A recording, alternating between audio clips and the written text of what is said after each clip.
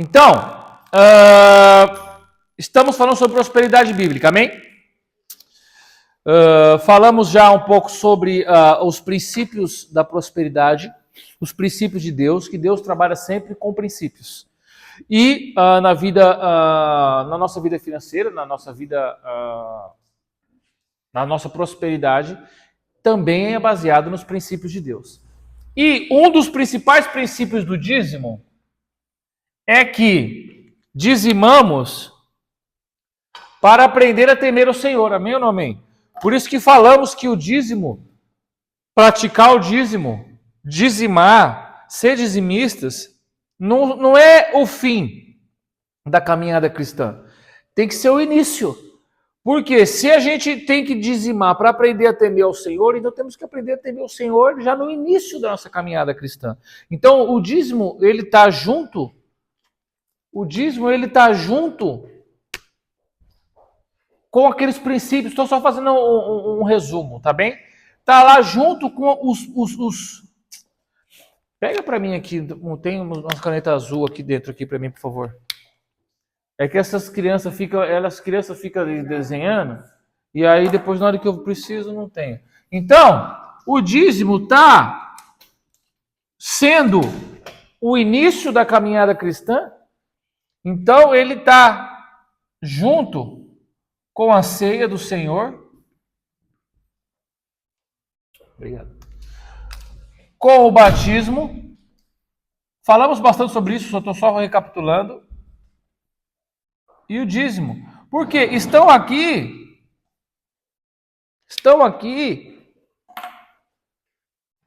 como uma base fundamental da vida prática cristã. Isso aqui não é para salvação.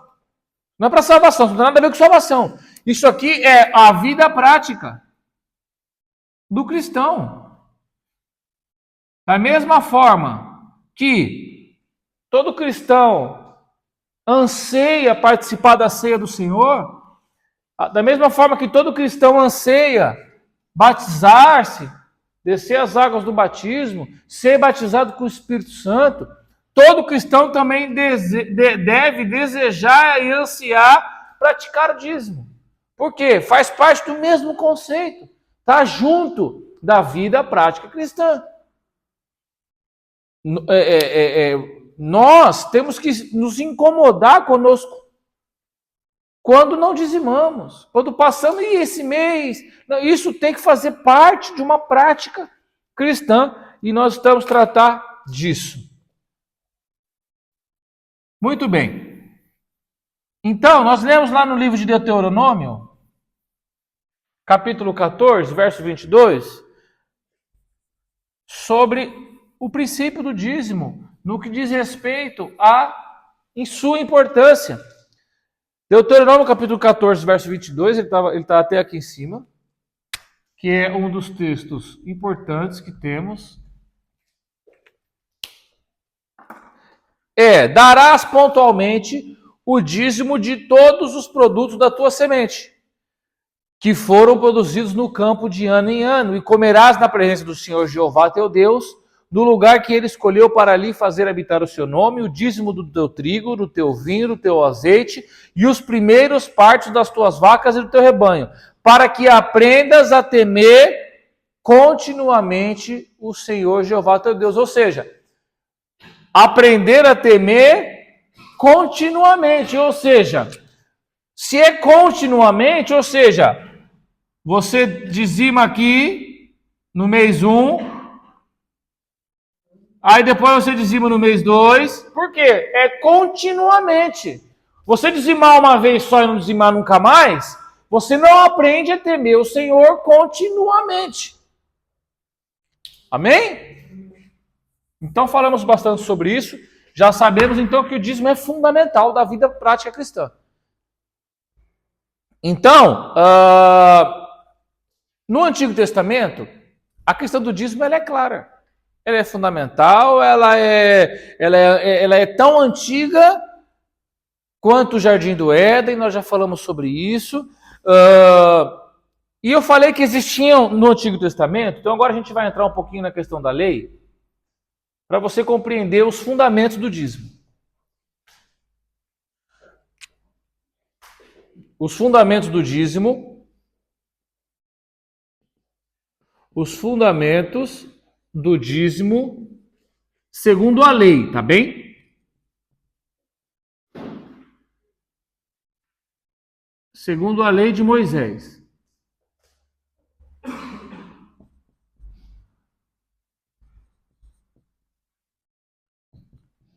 Eu falei que existiam quantos dízimos? Quem lembra? 7, 5. Quem acha que é 7? Levanta a mão. Quem acha que é 5? Quem acha que é 1? Quem acha que é 3? Quem acha que é 4? Vocês estão complicados, hein? Vamos lá. Deixa eu ver, eu acho que eu tenho aqui folhitas para vocês, deixa eu ver.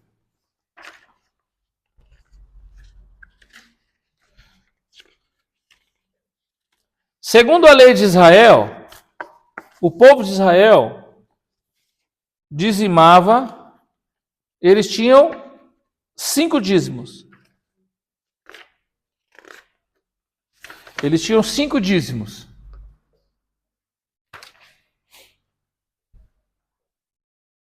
Quantos dízimos? Vamos aprender um por um. Amor, separa aqui para mim o dízimo número 1 e pega uma para você e dá uma para a irmã Tereza. Então, tava aí no papel, olha, vocês ainda tinham cola. Então, quantos dízimos? 5 dízimos, segundo a lei de Moisés. O primeiro dízimo que nós vamos falar hoje é o Maaser. Maaser é dízimo também? Maaser Rishon. É o Maaser Rishon. Então, ele é conhecido como o primeiro dízimo. É o dízimo dos levitas. Então, preste atenção. Quando Israel foi dividido, você lembra que a nação de Israel foi dividida. Depois que morre Salomão, rei de Israel, quem assume o trono de Israel é o seu filho Roboão.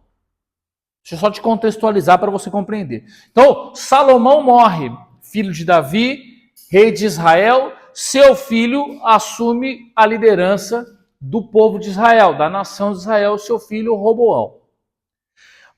Jeroboão, que era um exilado político dali da época, da família, um primo, ali ele estava envolvido ali, foi para o Egito. Então, Jeroboão era primo de Salomão, estava exilado no Egito, quando Salomão morre. E Roboão se torna o rei de Israel. Quando ele volta, ouve que Salomão morreu. Jeroboão, junta um povo, junta um grupo de pessoas e vai até Roboão. E vai fazer o que lá? Vai fazer algumas exigências para o rei de Israel. Porque assim, a gente sabe que Israel, durante o governo, os 40 anos de governo de Salomão, era a maior potência do planeta. Israel era o país mais rico do planeta Terra na época. Era a grande potência, eram os Estados Unidos da época. Só que o que ninguém conta é que Israel ficou rico às custas dos impostos altíssimos que Salomão cobrava do povo. Então, Salomão cobrava impostos do povo e ele regia o povo no que tange a parte dos impostos com mão de ferro. Então, o povo ou pagava imposto ou então sofria as consequências. Ele era muito firme nisso. Então, isso transformou Israel num país muito rico. Mas ninguém falava que Israel era rico às custas dos impostos altíssimos que Salomão cobrava do povo. a ponto de sacrificar o povo, a ponto de deixar o povo farto de tantos impostos. Então, quando Jeroboão volta do Egito, ele ouve disso e descobre isso tudo. Então, Jeroboão juntou ali um pessoal e foi até Roboão, filho de Salomão, o rei de Israel, pedir para que baixe os impostos, que reduza os impostos. E Roboão, assim como agia o teu pai, vai então aos conselheiros. Porque a gente acha que a sabedoria de Salomão estava nele. Mas a sabedoria de Salomão não estava nele. Estava à disposição dele. Tanto é que ele vai dizer lá depois, nos Provérbios, que a sabedoria está na multidão dos conselheiros. Então, Salomão tinha um corpo de conselheiros, dos quais ele ia lá e pedia conselhos. Esses conselheiros, que eram anciãos de cada tribo, davam a opinião do conselho, a sabedoria, e ele ia lá e falava, assim diz Salomão. Era assim que aí você acha que era ele que era sábio. Mas não era, a sabedoria estava à disposição dele. Então, chegou lá uma mulher com um menino morto e a outra falando que o filho era dela, o vivo. Aí o Salomão ouviu a história, foi lá falar com os conselheiros. Então, e aí, o que a gente faz? Os conselheiros falaram assim, olha, faz o seguinte, fala para cortar o menino no meio, dá uma para cada uma que vai se revelar a verdadeira mãe. Aí ele volta. Sentem aí vocês, assim diz Salomão, corte o menino no meio. Lembra como funcionava? Então a gente lê, a gente acha que ele que era o homem sábio, mas não, a sabedoria estava à disposição dele mediante o conselheiro. Então o que Roboão faz? Roboão vai até lá os conselheiros e pergunta para os conselheiros, então, o povo pede que eu baixe os impostos. O que vocês acham que eu devo fazer? Os sábios aconselharam ele que reduzisse os impostos. Tudo está na Bíblia, tá bom, irmão? É só você ler lá, está lá tudo na Bíblia. Sugeriu que ele reduzisse os impostos. Que aí então o povo ficaria feliz, ele agradaria o povo e se tornaria um rei querido. Assim como foi Davi, seu avô. Só que o que Roboão faz? Ele vai então também pedir conselhos para os amigos jovens dele, da infância, que cresceram com ele. Os parça. Ele vai então pedir conselho para os parça. E aí então, parças, o que vocês acham? Devo reduzir o imposto? Como é que é? Olha o conselho dos parça. Imaturos, jovens, aumente os impostos. Aí Roboão vai até o povo, ele tinha um conselho dos sábios, dos anciãos, dos homens maduros, e tinha o conselho dos parça, dos jovens com quem ele cresceu. Os anciãos falaram, baixe os impostos e você vai se tornar um rei querido. Os parça disseram para ele, aumente os impostos. E aí ele vai até o povo e diz, olha, se vocês acham que os impostos que o meu pai cobrava de vocês era pesado, o meu dedo vai ser mais pesado do que o lombo do meu pai. Aumentem os impostos.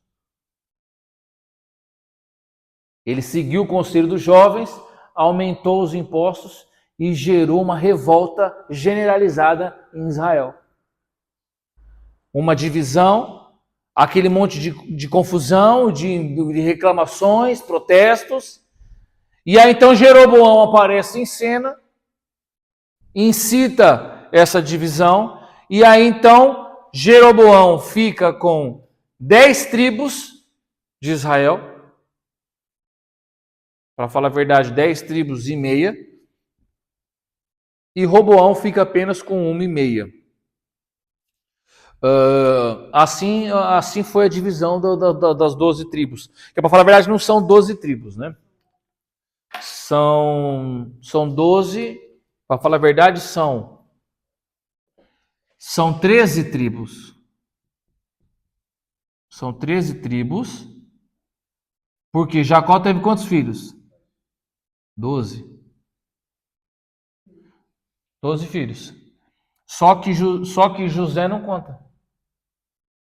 José não conta. Então são 11. 11 tribos. Não tem tribo de José. Não tem tribo de José. Mas tem os filhos dele.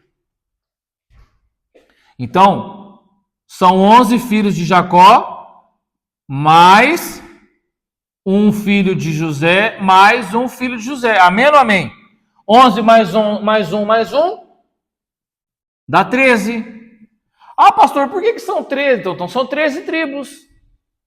Não são, porque são 13 tribos, mas são 12 territórios tribais. Por quê? Levi não tem território, lembra? Levi não tem terra.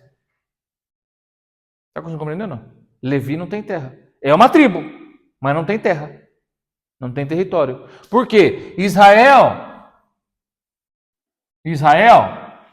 era dividido. Então, cada tribo tinha um pedaço da terra. Amém ou não amém? Cada tribo tinha um pedaço da terra. Não é bem assim, ele é mais uma tripinha, mas enfim, só para você compreender.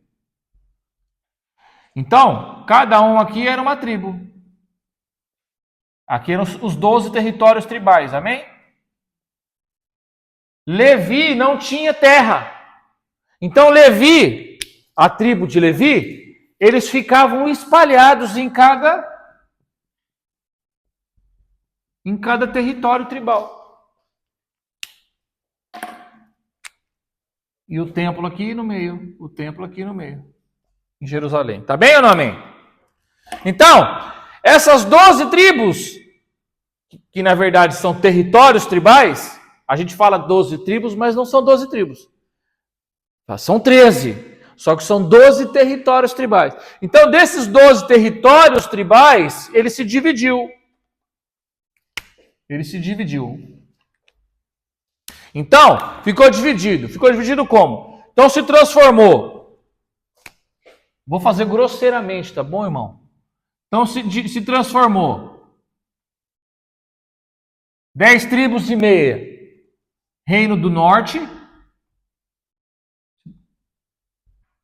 Amém? Reino do Norte. E esse aqui de baixo virou Israel. Ou seja, Israel, que era isso tudo, agora é só essa parte de baixo. O resto todo é Reino do Norte. Então, preste atenção. Ficou dividido. Uma nação que era uma nação só, agora são duas. Uma nação se chama Reino de Judá, Reino do Norte. Reino de Judá. Ou Reino do Norte, que é esse aqui. E Israel, que é esse aqui, está dividido aqui, tá vendo? Grosseiramente, tá bom, irmão? Então, o reino de Judá, presta atenção, o reino de Judá tem Jerusalém como sua capital. A capital do reino de Judá é Jerusalém. E a capital do reino de Israel, você sabe qual é? Fale para mim. Samaria. Então, Samaria é a capital de Israel. Então, vamos lá, já que você... então, ficou aqui a capital do Reino do Norte. Jerusalém. Jerusalém é a capital do Reino de Judá. E Samaria, agora você começa a entender o problema que Israel tinha com Samaria. Era antiga. Quando Jesus chega lá em João capítulo 5, que ele chega lá no poço, que ele encontra com a samaritana, você já começa a entender o problema. O problema é antigo. Então, você tem aqui Samaria, também são judeus. Também são povo de Israel. Porque a gente acha que os samaritanos são outro povo, né? Pelo que a gente lê nas escrituras, a gente acha que eles são outro povo, mas eles não são outro povo, eles são todos judeus. Então, Samaria, que era em Israel, o reino de Israel. Capital, tá bem, irmão? capital. Então agora a nação de Israel tem 2 capitais. Então agora estão divididos em judeus e samaritanos. Quem são os samaritanos? Aqueles que vivem em Samaria. Mas também pertence ao território de Israel. Agora tem um reino no norte e um reino no sul. Com 2 reis. Ou seja, algo gerado lá atrás. E os levitas? Como que ficaram nessas histórias? Por quê? Os levitas não estão aqui. Lembra que eu falei que foi 12 que foi divididos? Os levitas não estão aqui. Os levitas estão aqui nas 13 tribos. Só que eles não estão aqui. Como que ficou os levitas nessa história? Eles ficaram espalhados pela terra toda. Porque eles já eram espalhados pela terra toda. Então o que acontecia? Eles ficavam no tabernáculo,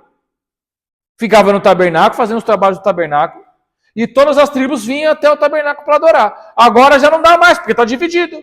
Então agora eles se espalharam. Porque eles não tinham terra. O levita não tinha terra. Deus não dividiu terra. Quando Deus dividiu Israel, não deu terra nenhuma para eles. Então eles ficaram distribuídos entre essas 12 tribos, tanto no norte quanto no sul. E o que eles faziam? Qual que era a responsabilidade do levita?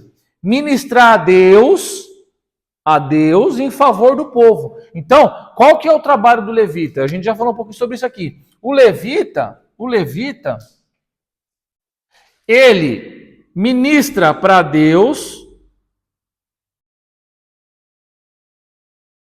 o que o povo pede, ministra em favor do povo a Deus e entrega de Deus para o povo. Ele está aqui, ó, ele que faz essa ligação. E aí você tem as suas classes de levitas, sacerdotes, sumos sacerdotes. É por isso que agora você vai entender que Jesus entra aqui e fala: olha, ninguém vem ao Pai senão... Acabou essa história de o levita que levar e ministrar. Não, agora quem faz a ligação do homem com Deus, do Deus com o homem, sou eu. Tá bem?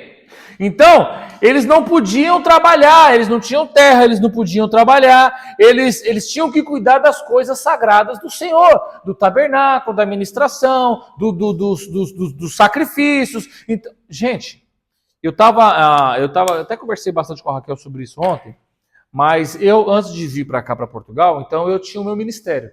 Eu ainda tenho, mas ele já foi mais forte. Então, eu trabalhava o dia inteiro.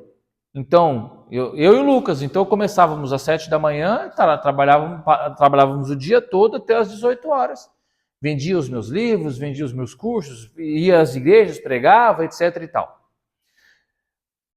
Aí eu vim para cá, as coisas mudaram, enfim. Aí um dia eu estava conversando com um amigo meu aqui, que trabalhava comigo, e estava explicando para ele isso tudo.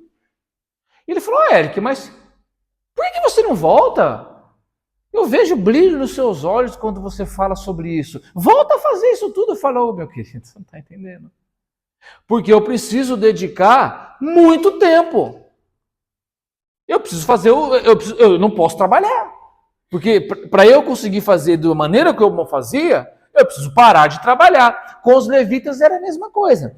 Para eles fazerem todos os trabalhos que eram necessários fazer, eles não podiam trabalhar. Eles tinham que ficar dedicado 100% do tempo deles, 100% do tempo, né? Enfim. Eles dedicavam o tempo deles, tempo útil, digamos assim, que poderiam estar na colheita, que poderia estar plantando, que poderia estar vendendo, que poderia estar fazendo marketing, que poderia, enfim, né? Trazendo para os dias de hoje. Então eles ficavam dedicados 100% às coisas sagradas. Então, ele vivia para as coisas do templo. E não tinha terra, não plantava, não colhia. E aí vocês perguntam: como que ele vivia? Como que ele comia? Como que ele bebia? Como que eles vestiam? Como que eles mantinham suas famílias? Porque morreu o Papa aí agora, né? O Papa não tem família. O Papa não tem esposa, o Papa não tem filho, o Papa não tem cachorro, o Papa não tem nada disso. Mas os levitas tinham. Os levitas tinham esposa, os levitas tinham, olha, esposas, meu irmão. Então, esposas, eles tinham filhos, eles tinham casa, eles tinham que manter isso tudo. Né? Manter a esposa não é fácil. Então, eles tinham que manter isso tudo. Como que eles mantinham isso tudo? Então, para que eles pudessem viver e manter as suas vidas, o Senhor ordenou que os levitas... Vamos chegar lá.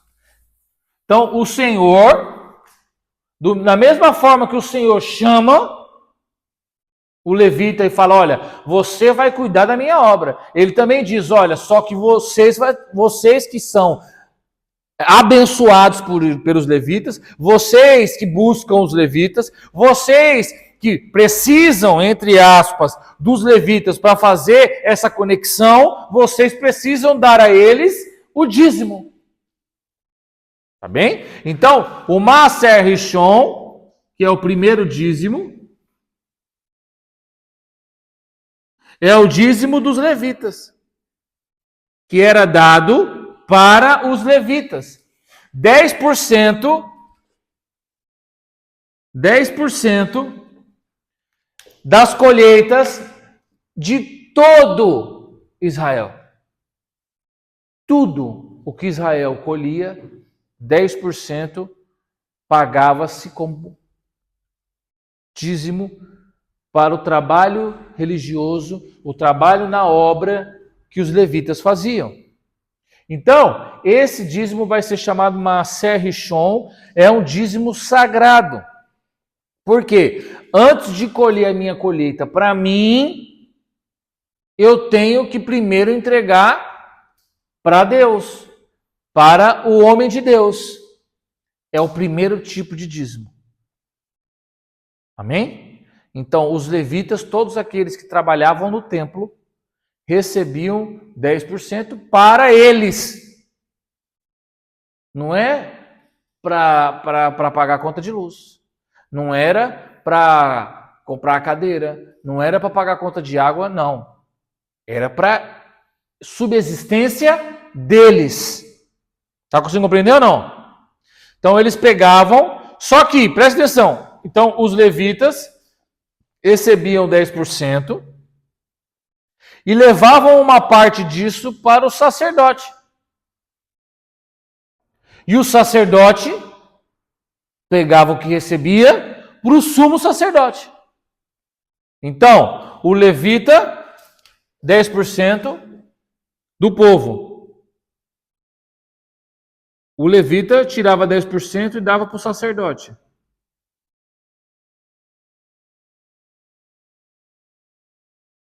O sacerdote pegava 10% e dava para o sumo sacerdote.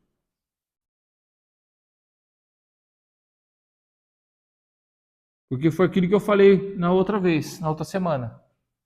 A gente não quer que o nosso pastor... A gente não, porque a gente está aqui, estamos aqui amadurecendo. Mas tem crente que não quer, se vê o pastor chegando aí de BMW nova, vai falar, ih, coisa estranha. Só que também se vê o pastor chegando de bicicleta, não, tadinho do meu pastor. Você está entendendo? O povo é assim. Por quê? Porque não entendem isso aqui, mas vocês vão entender. Não entendem essa... É importante isso. Por isso, o pastor, tá vendo aqui, gente, ó? O pastor também tem que dar dízimo. O levita, o ministro de louvor, também tem que dar dízimo. O baterista também tem que dar dízimo. O porteiro também tem que dar dízimo. Todo mundo que trabalha na obra do Senhor tem que dar dízimo. Ele recebe, mas ele também dá. Era assim que funcionava. Não é porque eu gosto de falar, porque tem um povo que acha assim, eu sou da obra, eu sou ministro de louvor, não preciso dizimar. Precisa sim. Pelo contrário, você é o que mais precisa. Por quê? Você é o que está lá na frente, todo mundo está te vendo. Como que você quer que o irmão da igreja, que começou na fé agora, dizima se ele vê você lá na frente no altar não dizimando? Peraí, que igreja que é essa aqui? que me cobram dízimo, me cobram oferta, mas eles mesmos nunca vi ofertar. Como que é? Que história é essa? Não é assim? Então, pelo contrário, esses aqui são visados. Todo mundo vê eles, inclusive a irmã Fátima. Eu vou pedir para a irmã, em nome de Jesus, a irmã que colhe os dízimos, que passe ali também. Tá bem? Tá bem? Então, quando na hora do dízimo, colhe da igreja toda e depois passe ali. Se quem tiver ali não quiser dizimar, não quiser ofertar, amém, glória a Deus, se vê com Deus. Mas passa ali, porque senão, é que não ofertei porque a irmã Fátima não passou lá. Não, tem que passar. Para ali, você está tocando ali, opa. Por quê? Porque o povo que está aqui tem que ver quem está aqui. É o exemplo. Amém ou não amém? Eu lembro, numa igreja que nós congregávamos lá na De Alfa, então o nosso pastor lá, o pastor Jairinho, ele era assim. Ele falava, olha, isso aqui e tal. Por exemplo, vou dar um exemplo. Ele falava, olha pessoal, a gente vai aqui, estamos precisando levantar aqui, principalmente quando começou a igreja. Então, olha, estamos aqui, vamos fazer aqui um propósito, assim, assado, de 150 euros. Vamos lá, vamos. Cassiane, pega minha carta. Ele era o primeiro, ele fazia questão de ser o primeiro. Passava lá o gasofilácio, na época lá era salva, passava lá com a salva, ele era o primeiro. Estão conseguindo compreender? Por quê? Pelo exemplo. Os levitas, pelo exemplo. Amém ou não amém? Então, esse é o primeiro tipo de dízimo. Era assim que funcionava a prática do Maaser Rishon. Era o primeiro dízimo. Amém? E nós temos o segundo dízimo. Já pode distribuir aí para eles também, amor, o segundo dízimo. Que é o Maaser. Tá aí, não tá? O número 2. Maaser Sheni. Só tem 2? Isso, então elas dividem aí. Acho que eu não imprimi todas então, porque eu estava só fazendo um teste. Eu trago, bom, todo mundo ficou, né? Era para dar um 3 e um 4, é isso? Não, isso vamos ver se a gente consegue chegar lá, mas pode separar aí também. Então, amém o primeiro dízimo? Esse é o primeiro dízimo que era praticado na lei. Tem o segundo dízimo, que é o Maaser Sheni, que era o segundo dízimo, conhecido como segundo dízimo. É um dízimo cerimonial.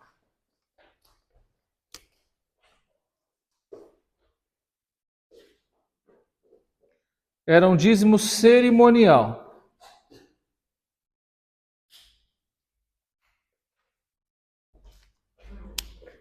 Então, ele exigia que se retirava a 10ª parte, preste atenção, dos melhores frutos. Então, eu tirava no Maaser Rishon, eu tirava 10% da minha colheita. Amém? O Maaser Sheni, eu pegava da minha colheita, eu pegava os melhores.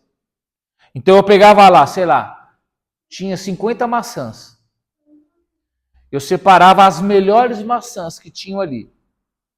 20 maçãs. Dessas 20, eu tirava 10% delas. Então eu pegava 2 dessas 20 e essas eram o segundo dízimo. Preste atenção. Eu pegava os sem defeitos, os melhores frutos, aqueles que estavam brilhantes, bonitos, e eu separava. E eu não, olha aqui, eles não podiam comer as 2 maçãs em casa. Então o que eles faziam? Eles reservavam essas 2 maçãs e quando eles fossem para Jerusalém, eles iam com a família e aí dentro lá do espaço do templo, eles comiam essas frutas. Estão conseguindo compreender? Então, esse dízimo, eles não entregavam para o sacerdote. Eles separavam e iam até o templo e comiam lá no templo, junto com a família. Então, lá no templo tinha um espaço, você sabe como que era, o templo de Israel. Ele era enorme, ele tinha um muro.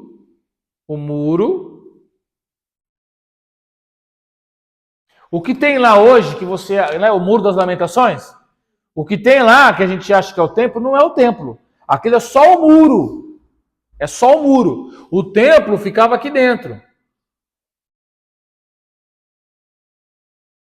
Aqui é só o muro. Então, nessa área aqui, você poderia comer esse dízimo. Nessa área.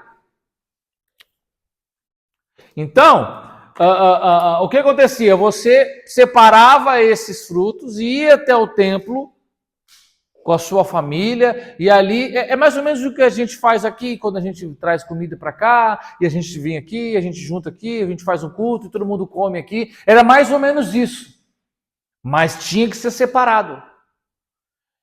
Ah, mas eu não consigo levar esses frutos, porque não tenho cavalo suficiente, eu não tenho camelo suficiente, não importa. Então você pegava esses frutos, trocava eles por dinheiro, viajava até Jerusalém, quando você chegava lá, você comprava frutos e comia no templo.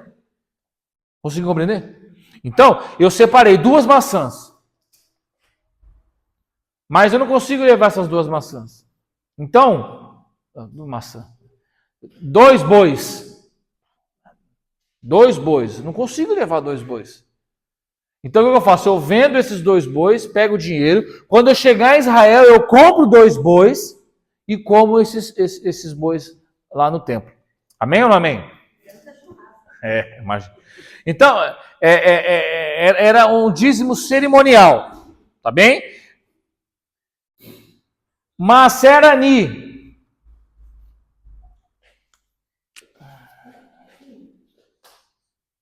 Eu coloquei aí nessa folha de vocês, depois vocês leem em casa, tem mais algumas outras informações sobre cada dízimo para poder enriquecer aí o conhecimento de vocês.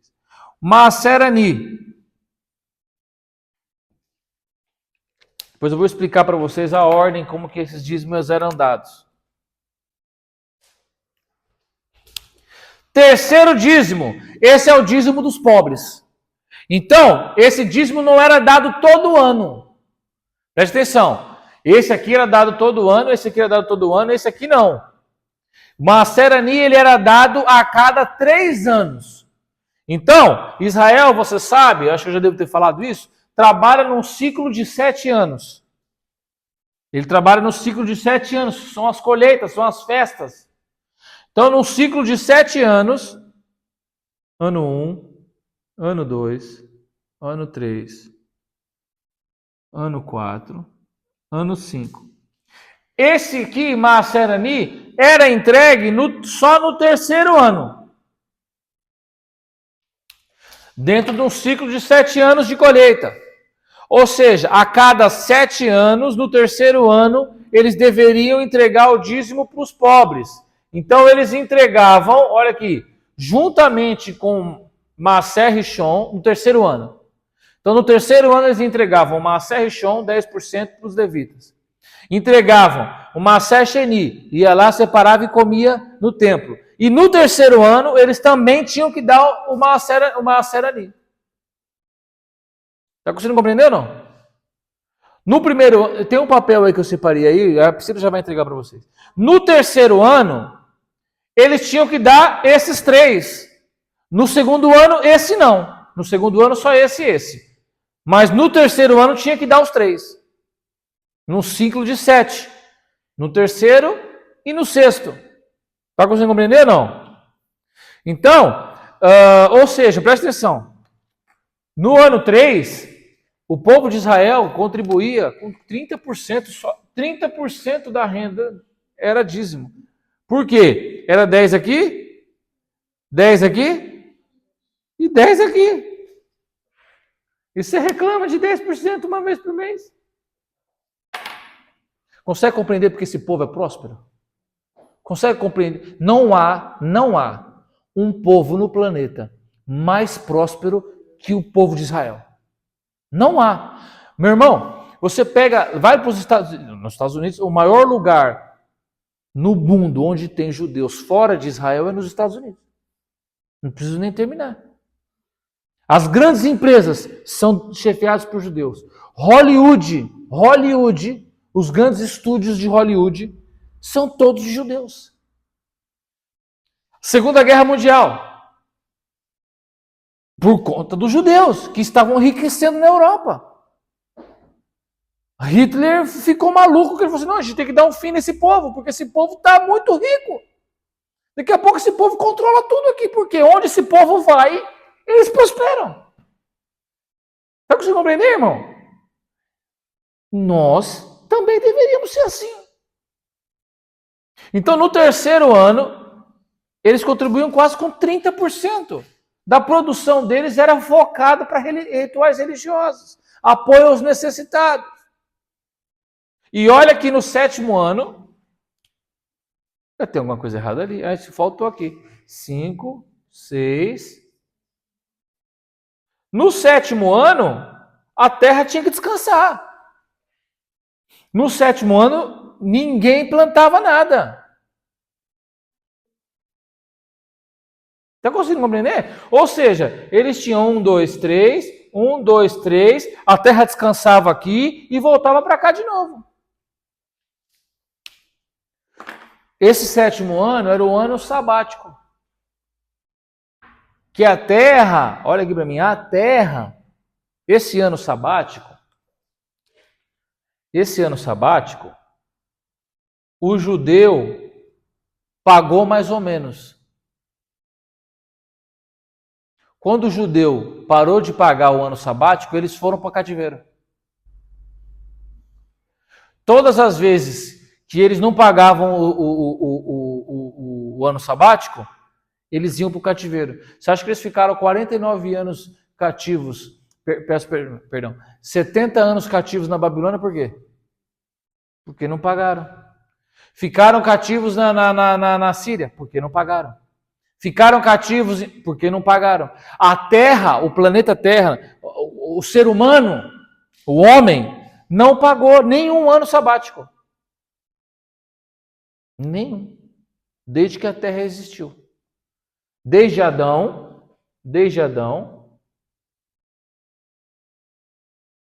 até hoje, a humanidade não pagou nenhum ano sabático. E vai pagar. Já falei sobre isso aqui. Os 1000 anos do milênio são 1000 anos sabáticos. O que é um ano sabático? Um ano de descanso em Deus. Quando Cristo estiver aqui na Terra, nós vamos ficar 1000 anos descansando em Deus. Entendeu? Então, a Terra, de 6.000 anos que existe a Terra, Adão na Terra, não pagou nenhum ano sabático. Ou seja, teria que ficar 6.000 anos, 1, 2, 3, 4, 5, 6, e o sétimo, só que como não foi feito isso ficou se acumulando. Durante 6.000 anos acumulou-se os anos sabáticos. Agora precisa pagar. Quando der, faz conta. E nós estamos no ano 5.999. Quando der o ano de número 6.000 e ele acabar, vem Jesus para implantar o milênio e começar os anos sabáticos. O problema é que a gente não sabe onde está aqui. Consegue compreender? A gente não consegue saber onde está aqui. Por quê? Ao fim desses 7.000 anos, aí a Terra entra no estado eterno. Por quê? Se cumpriu o ciclo. Consegue compreender? Um pouquinho do plano de Deus? Por isso que ele é princípio. Então ele mostra essas coisas todas para a gente compreender. Por que estamos aqui? Por que demora? Por que tem que vir? Por que Jesus vai reinar durante 1000 anos? Por que Jesus não reina durante 1? Por que não reina durante 50.000? Por que tem que ser 1000? Por conta disso. Está tudo aqui. Conseguiu compreender ou não? Alguma dúvida até agora?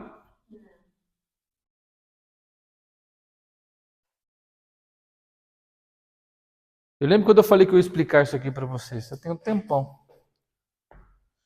Chegou o dia. Amém ou não amém? Então, esse é o dízimo dos pobres. Não pode ter pobre em Israel, já falei. Então, eles dão os 10% para os pobres.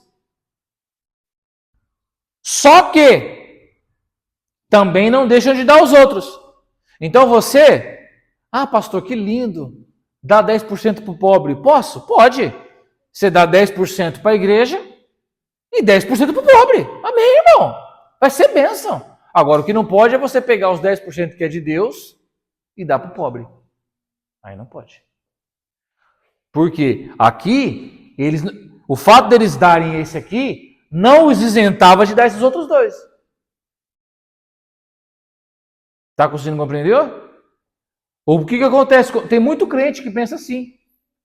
Tem muito crente que pensa assim, eu vou dar os meus 10% para os pobres. E os outros dois? Posso dar os 10%? Meu irmão, se você quiser dar 90% para os pobres, fica à vontade. Desde que os 10% de Deus você também dê. Não tem problema nenhum. Ajude os pobres, sim, amém, é bênção. Paulo vai falar que é uma das maiores provas de amor é a caridade. Amém, irmão. Mas Deus, 10% de Deus também. Amém? Então, esses são os 3 principais. Amor, aquele papelinho, tá aí? Dos dízimos, aquela tabelinha ali. Isso, aquela tabelinha ali. Entrega uma para cada uma delas, isso?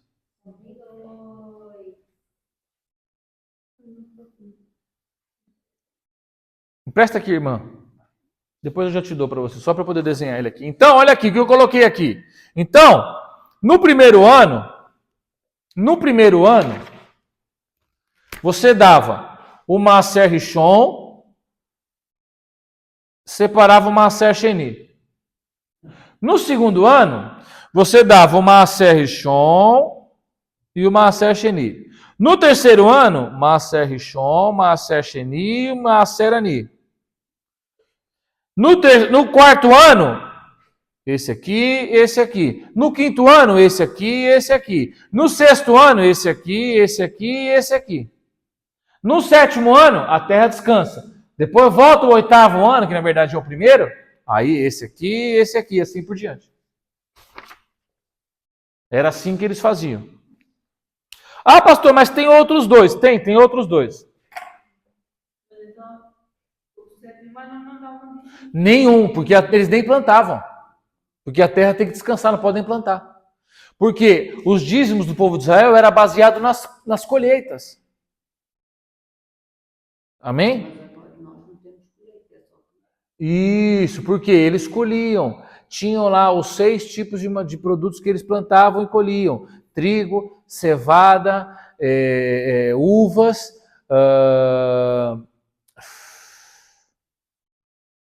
olivas, romãs. Falta mais uma, Jesus, me ajuda aí. Não, era trigo, cevada, uvas, olivas, romãs e tem mais um. Porque no sétimo ano eles não plantavam nada. Entendeu? Eu vou lembrar daqui a pouco, Jesus, me ajuda aí. Amém? Então no sétimo ano não tinha nada, a terra descansava. Então, se a terra descansa, eles não colhem nada, eles não plantam nada, também eles não dão nada, tá bem? Por isso que eles tinham que trabalhar e guardar aqui. Porque eles passariam um ciclo inteiro só com o que eles tinham ali, nesse daqui. Tá bem? Então nós temos também que está aí o Terumá Hamaser.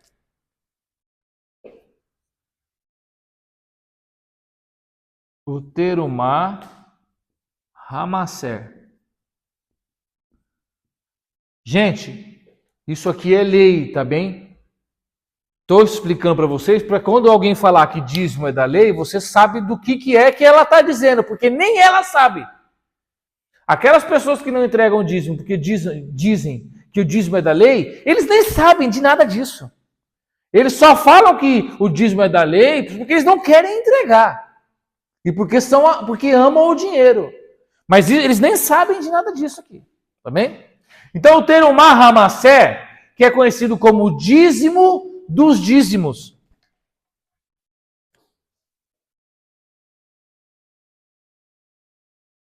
Que é o dízimo dos dízimos.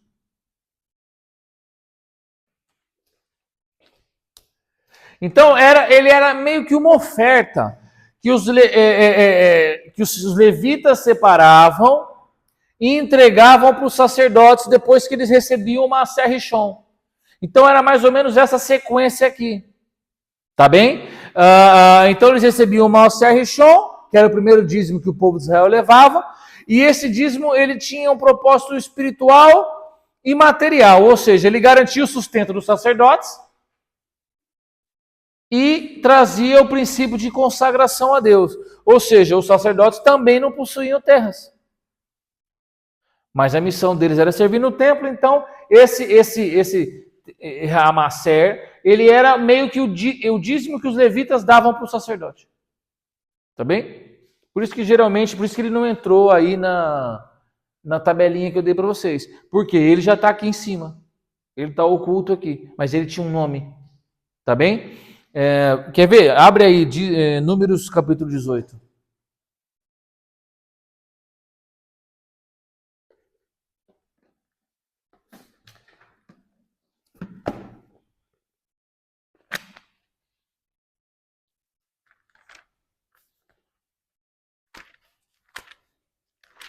Números 18.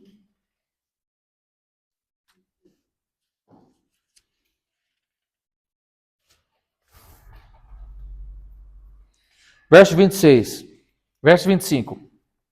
E falou o Senhor Jeová a Moisés e disse: Falarás aos levitas e lhes dirás: quando receberdes os dízimos dos filhos de Israel, o dízimo que deles vos designei como herança, oferecereis uma oferta. Lembra que eu falei que ele era meio que uma oferta? Uma oferta alçada ao Senhor Jeová, o dízimo dos dízimos. Essa oferta alçada será considerada em vosso favor como grão da eira e como plenitude do lagar. Assim vos também ofertareis ao Senhor Jeová uma oferta alçada de todos os vossos dízimos que receberdes dos filhos de Israel, e a dareis ao sacerdote. Tá vendo? Então, era 10% do que eles recebiam. Ou seja, 1% da colheita total. Tudo aquilo que era colhido em Israel, 1% era para os sacerdotes. Porque 10% ia para os levitas, que eram existiam muito mais levitas do que sacerdotes. Os levitas davam para o sacerdote, ou seja, o sacerdote recebia 1% do que todo Israel recebia. Ou seja, aqui esse funcionamento desse dízimo era muito prático. Se um levita recebesse 10 sacos de grão, um saco ele tinha que dar para o sacerdote. Tá bem? Ou seja, isso aqui assegurava que o sacerdote também tinha vida, enfim, conseguia se manter. E o último, que eu vou colocar aqui do lado.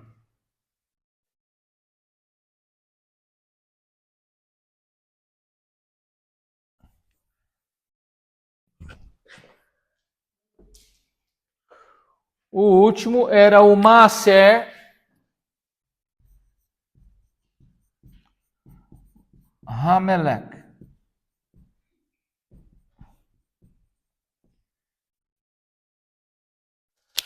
Que era conhecido também como o dízimo do rei.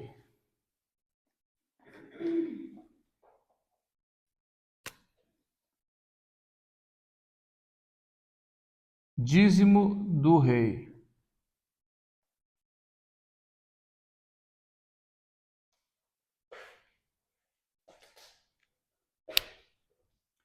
Então, ele é um tipo de dízimo que ele era para o sustento do monarca de Israel, né? Aquele que administrava o reino de Israel, diferente dos outros dízimos que tinham fins religiosos ou então assistenciais, no caso do dízimo dos pobres. Esse dízimo tinha um caráter mais político, mais administrativo, garantia que os recursos que fossem necessários para o governo funcionar, para o exército, enfim. A Bíblia vai falar sobre ele lá em 1 Samuel. Mostrar aqui, porque, pera lá, dízimo para o rei? Nunca ouvi falar. Isso também era todo ano? 1 Samuel não. 1 Samuel capítulo 8. Por isso que ele não entrou na tabelinha que eu dei para vocês. Nem o 4, nem o 5. Vocês viram que o 4 também não entrou aí. Por quê? O 4, ele já está aqui dentro do 1, porque ele é o que esse passa para esse, e esse também, e ele também vai ser meio que considerado ali uma oferta, mas ele não deixa de ser dízimo, porque é 10% do 10%. E 1 Samuel capítulo 8 vai falar sobre o Maaser Hamelech. 1 Samuel capítulo 8. Abre aí.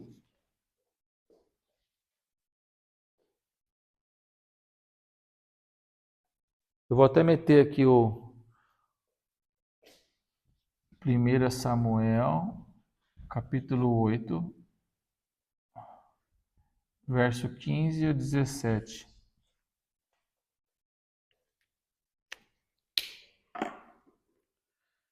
E dizimará a vossas sementes e as vossas vinhas para dar aos seus eunucos e seus servos.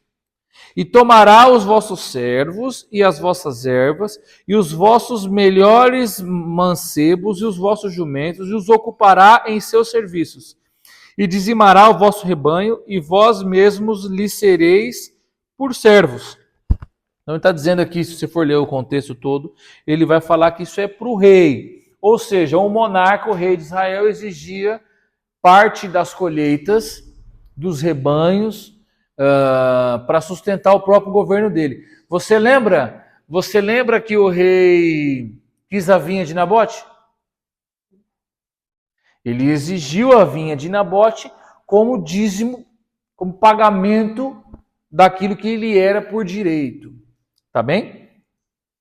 O versículo 17 aí, ó. Ele tomará, no caso o rei, né? O 10º das vossas ovelhas, e vós mesmos lhe sereis por servos. Mesmo que o dízimo do rei não seja utilizado diretamente nas escrituras, a passagem bíblica aqui de 1 Samuel capítulo 8 vai evidenciar que existia um sistema de taxação real do rei para manter a estrutura governamental do povo de Israel. E esse dízimo, Maaser Hamelech, funcionava como esse imposto, que permitia que o rei pudesse administrar o reino de uma maneira eficiente. Tá bem? Então, parte da produção agrícola e pecuária do povo de Israel era direcionada para a manutenção do governo.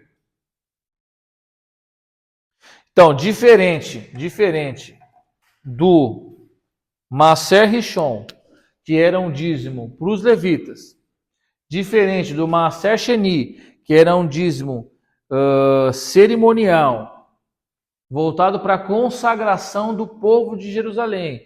Esse aqui não estava ligado a nenhum tipo de adoração. Nem manutenção do templo, nem manutenção dos levitas. Mas governança administrativa do reino de Israel. Os outros dízimos promoviam espiritualidade, promoviam assistência social, promoviam consagração a Deus, promoviam honra a Deus. Esse não. Tá bem? Esse não. Isso aqui era quase que um imposto forçado. Mas está nas escrituras, é cobrado 10%. A palavra dízimo significa a 10ª parte. Então, se ele cobra a 10ª parte de algo, então a gente coloca teologicamente estruturado como também uma parte de um dízimo que era praticado na lei. Amém ou não amém? Alguma dúvida aqui? Alguma dúvida aqui? Tá bom, pastor. E onde que encaixa isso tudo hoje?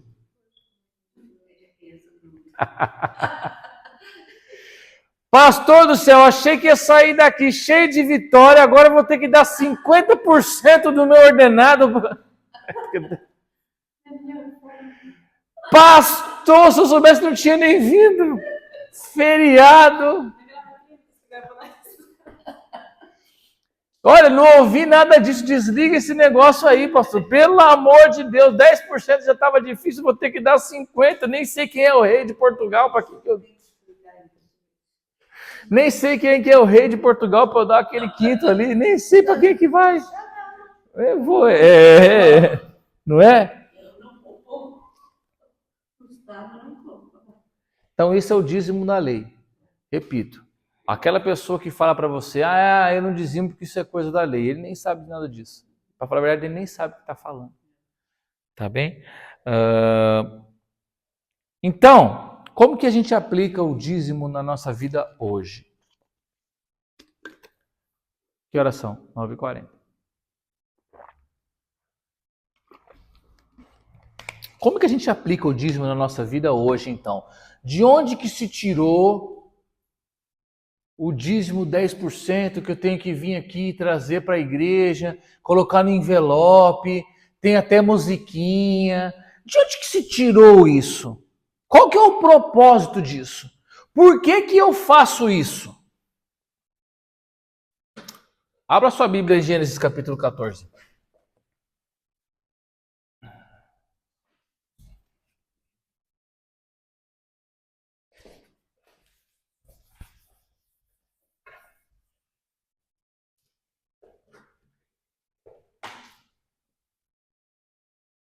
Vamos contextualizar então o negócio. Gênesis capítulo 14, verso 18. E Melquisedeque, rei de paz, trouxe pão e vinho, pois atuava como sacerdote do Deus Altíssimo. E abençoou Abrão e disse: Bendito seja Abrão pelo Deus Altíssimo, e bendito seja o Deus Altíssimo, que entregou os teus inimigos nas tuas mãos. E então Abraão deu-lhe o dízimo de tudo.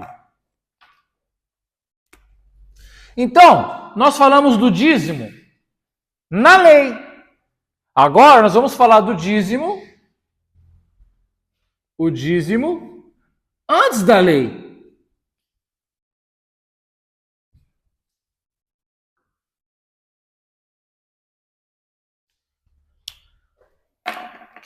Quando alguém falar para você que não dizima porque o dízimo é coisa da lei, você me pergunta, então, por que Abraão dizimou antes da lei? Você pergunta para ele, por que Isaac dizimou antes da lei? Você pergunta para ele, por que Jacó dizimou antes da lei? Ele não vai saber responder. Então, Gênesis, capítulo 14, a gente lê o verso 18 até o 20. Amém ou não amém?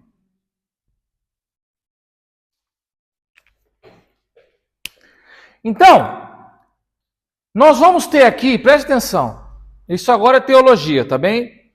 Então, nós vamos ter aqui 3 coisas importantes. Quantas coisas? 3 coisas importantes.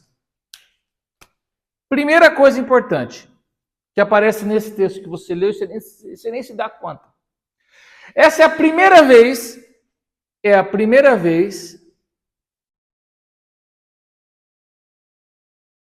que a palavra dízimo aparece na Bíblia.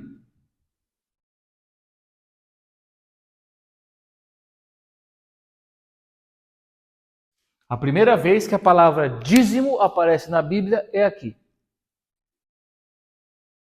Segundo ponto importante desse texto. É a primeira vez que a palavra sacerdote aparece na Bíblia.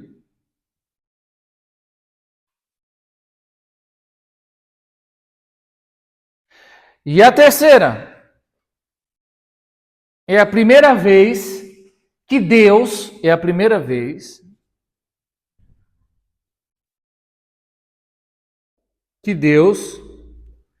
é classificado, é definido como Senhor Deus Altíssimo.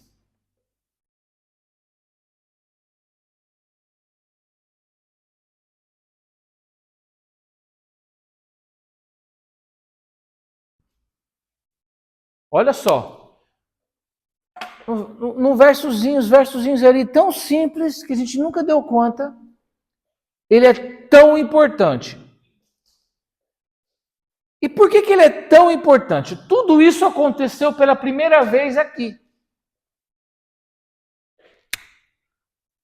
E por que é importante?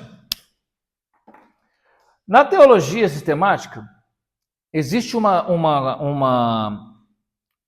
disciplina, quando você vai estudar teologia, existe uma disciplina, uma matéria, que chama hermenêutica. O que é hermenêutica? A hermenêutica é a ciência, é a maneira como se interpreta os textos sagrados. Então, você não pode pegar um texto bíblico, ler e falar, isso aqui é isso. Não é assim. Você até pode achar, meu irmão. Você pode achar que o céu é verde. Você pode achar o que você quiser. Só que isso não significa nada. Não vou nem falar que significa que você está errado. Eu vou falar que isso não significa nada.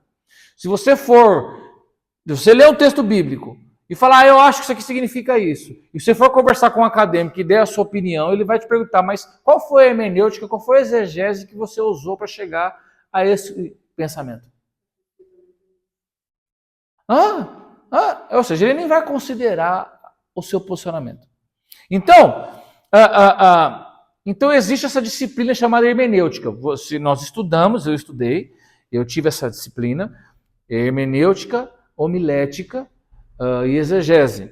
A hermenêutica é a maneira como se interpreta os textos sagrados.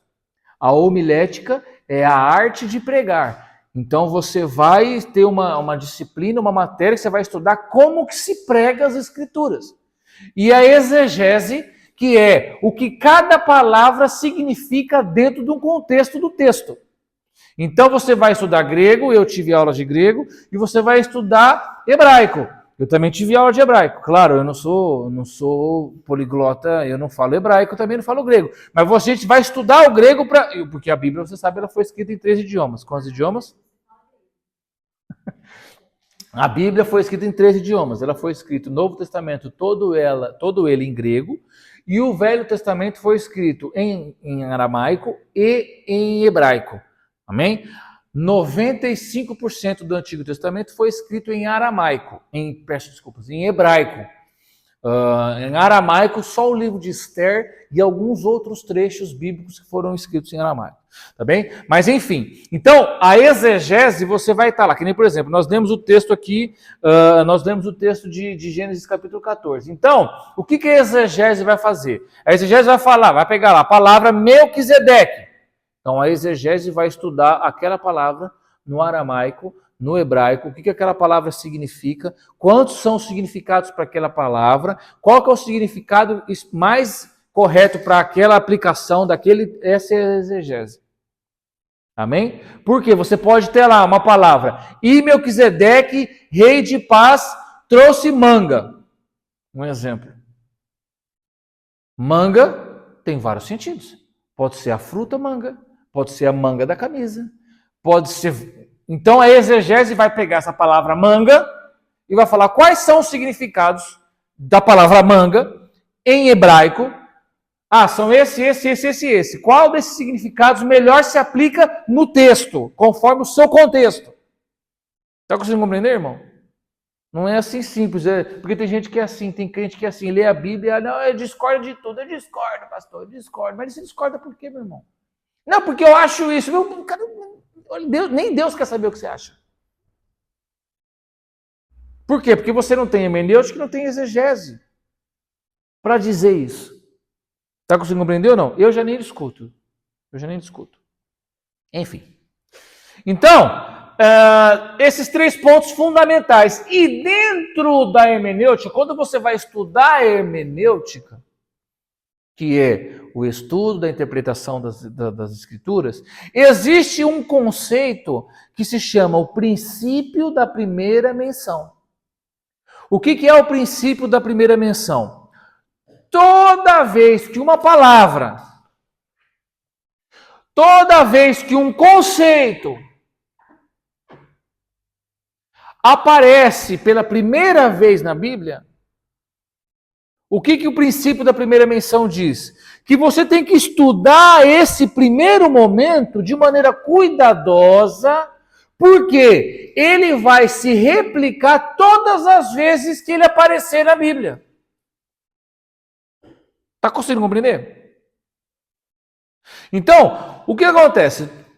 Toda vez que aparece uma primeira menção de algo na Bíblia, você tem que entender o que ele está dizendo ali naquela primeira menção, não nas últimas, na primeira. Entender o conceito que ele foi colocado ali, porque ele vai sempre se repetir nas outras passagens. Ele nunca muda. E aí você vai conseguir compreender exatamente todas as Escrituras. Então, quando você vai ver o que está escrito em Gênesis capítulo 14, deixa eu abrir aqui, porque eu estava só com ele ali na tela. Quando você vai estudar o que está lá em Gênesis 14, eu não vou conseguir terminar, eu vou repetir isso na semana que vem, porque isso aqui é fundamental. Então, olha aqui, por que eu estou falando isso tudo? Porque para você entender sobre dízimo, nós estamos falando sobre dízimo, amém ou não amém? Eu preciso entender quando ele foi mencionado na primeira vez. E qual era o sentido do contexto pelo qual ele foi usado na primeira vez. Porque se eu entendo o sentido e o contexto pelo qual ele foi aplicado na primeira vez, se, segundo o princípio da primeira menção, ele vai sempre se repetir depois.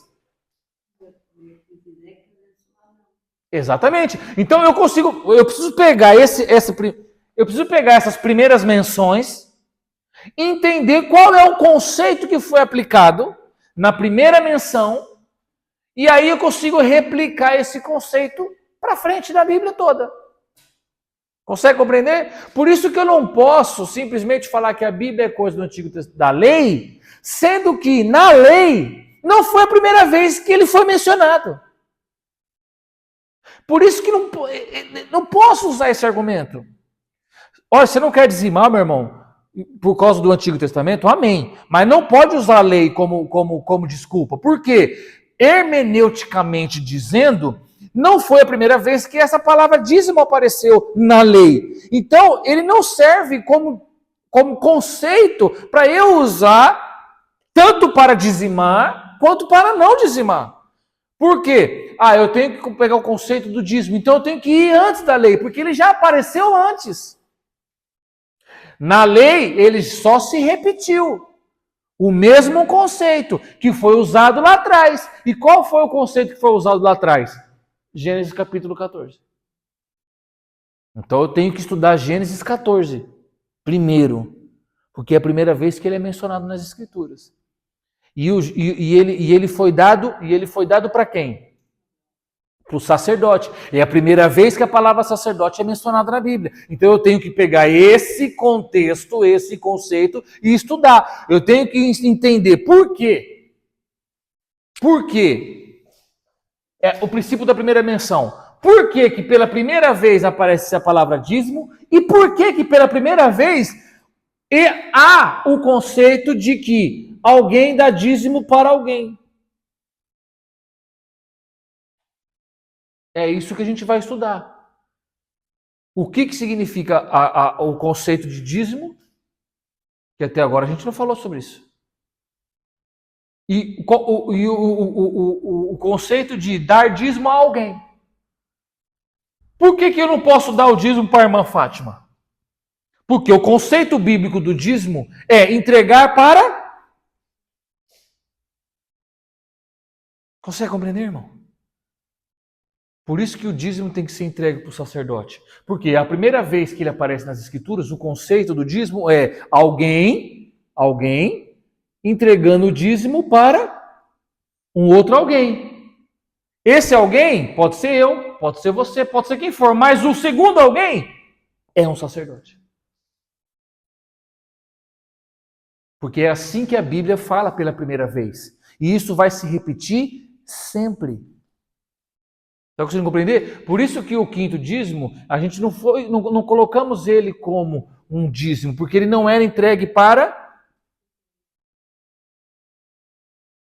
Conseguem compreender? E ele é entregue em nome de quem?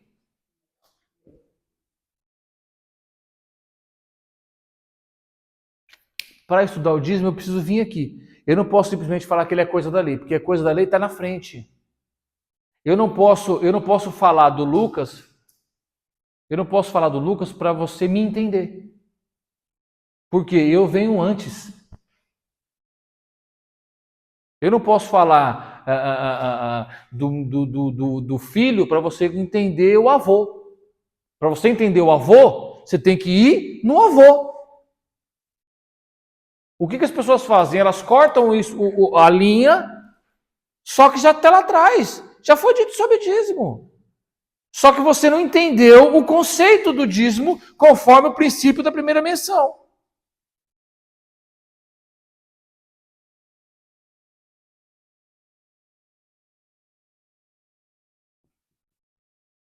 Isso é fundamental para qualquer coisa das Escrituras. Tá bem? Se você quiser fazer uma boa hermenêutica. Se você quiser, não, eu acho. Amém, irmão. Você acha o que você quiser. Você acha o que você quiser. Só que se você quiser realmente ir segundo aquilo que os pais da fé, os homens, né, os grandes homens das Escrituras estudaram, levantaram, entenderam, você tem que fazer para qualquer coisa. É por isso que quando a gente vai falar sobre dízimo, quando a gente vai falar sobre ceia, quando a gente vai falar sobre batismo, quando a gente vai falar sobre as coisas importantes da nossa fé, nós temos que fazer uma boa hermenêutica, uma boa exegese. Você não pode simplesmente sair falando aquilo que você acha, porque aquilo que você acha, meu irmão, dificilmente vai ser a verdade. Sinto lhe informar. Por isso que a gente conversa com as pessoas do mundo. A gente conversa com as pessoas do mundo vão falar, não, mas é porque eu acho que é a Bíblia. Acabou, para mim já acabou o assunto. Acabou a discussão. Não adianta, meu irmão, porque eu vou ficar discutindo com a pessoa sobre aquilo que ela acha, sobre aquilo que ela nem sabe. Claro, aí eu vou dar para ela, com os meus argumentos, com o Espírito Santo, etc e tal, tudo aquilo que deu. Por isso que temos que ser preparados. Né? Mas aquilo que eles acham, meu irmão, não serve para nada, não serve para nada. Tudo aquilo que as pessoas do mundo acham sobre as Escrituras não serve para nada. Primeiro, que elas não têm o Espírito Santo de Deus. Segundo, que elas é só baseado naquilo que elas acham. Mesmo na igreja. Mesmo na igreja. A gente tem que falar sobre as coisas das Escrituras com autoridade. E falar com autoridade não é porque você é pastor ou porque você é... Não, falar com autoridade é falar daquilo que eu sei. Por isso que é importante estudar as Escrituras, meditar, ler, aprender com alguém. Você nunca vai chegar nesse conceito se você não entender. Claro que vocês não vão chegar nesse ponto. Mas, por exemplo, nunca se chegaria nesse conceito daquilo que nós vamos falar daqui para frente se você não conhecer grego, se você não conhecer hebraico. Isso o seu Espírito Santo até pode te dar, mas ele não vai te dar. Você tem que estudar grego, tem que estudar hebraico, tem que aprender, tem que fazer teologia, tem que estudar, tem que buscar para conseguir compreender. Ou aprender com alguém. Consegue compreender o que eu estou dizendo? Exatamente. Ou então sentar e aprender com alguém. Agora, não, eu vou, porque eu vou ler. A não ser que você seja autodidata, meu irmão. Então aí você vai aprender grego sozinho, você vai aprender hebraico sozinho, você vai aprender hermenêutica sozinho. Entende? Amém ou não amém? É claro, existem coisas que você vai ter discussões. Por exemplo, a igreja vai passar ou não pela grande tribulação? Você tem um monte de teólogos sérios que acreditam que sim, que a igreja vai passar pela grande tribulação, e você tem um monte de outros teólogos também sérios que acreditam que não. O arrebatamento da igreja vai acontecer ou não? Um monte de gente séria acredita que sim, que vamos ser arrebatados. Um monte de outra gente séria acredita que não seremos arrebatados. Até aí, amém. Agora, questões básicas e principais da fé cristã precisa ter uma teologia séria. Amém ou não amém? Se não vira seita.